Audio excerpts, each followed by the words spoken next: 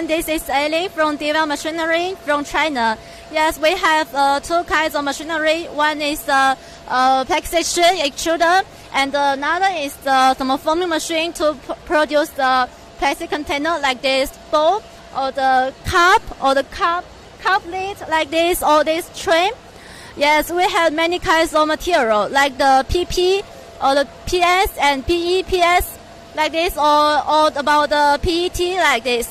Yes, you can see how to make this plastic sheet, and we have the screw to mixing the material, and then we'll use the material into the tea dye, and tea dye will extrude the sheet, and then we need to cooling in it and to roll into the plastic roll like this, and this plastic container is to use the foaming station mold and to include in it, and we will to cutting to one piece like this, and then we will to cooling the products, and the final things is to stacking in it, and you can put in the box to the carton.